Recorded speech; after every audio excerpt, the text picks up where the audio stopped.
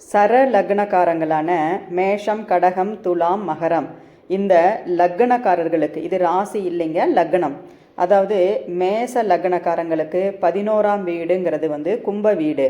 அதன் அதிபதி சனி பகவான். அப்போது மேஷ லக்னக்காரங்களுக்கு சனி தசை வரும் காலங்களில் பாதகாதிபதி தசைன்னு சொல்லப்படுது. அதனால் மாரகத்துக்கு ஒப்பான பாதகத்தை இவர்கள் அனுபவிப்பார்கள். அது ஏதாவது உறவுகளாலேயே இருக்கலாம், அல்லது உடல்நலை குறைபாடுகளால் இருக்கலாம். ஏதாவது ஒரு காரணங்களால் இவங்க பாதகத்தை அனுபவிப்பார்கள். அடுத்தது கடக லக்னக்காரங்களுக்கு ரிஷப வீடு 11ஆம் வீடாக வருது. அதனுடைய அதிபதி சுக்கிரன். அப்போது சுக்கிர தசை நடக்கும் காலங்களில் கடக லக்னக்காரங்க மாரகத்துக்கு ஒப்பான சில கஷ்டங்களை அனுபவிப்பார்கள். அதே போல் துலாம் லக்னக்காரங்களுக்கு சிம்மம் 11ஆம் வீடாக வருது. சிம்மத்தின் அதிபதி சூரியன்.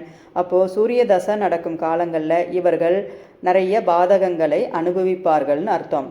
அதே போல் மகர லக்னக்காரங்களுக்கு விருச்சிக வீடு 11ஆம் வீடாக வருது.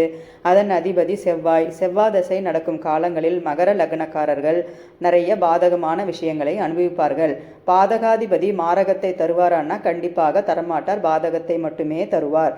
அதே போல் பாதகாதிபதி கேந்திரங்களில் அமையாமல் 6, 8, 12 அமர்வது மிக நல்லது.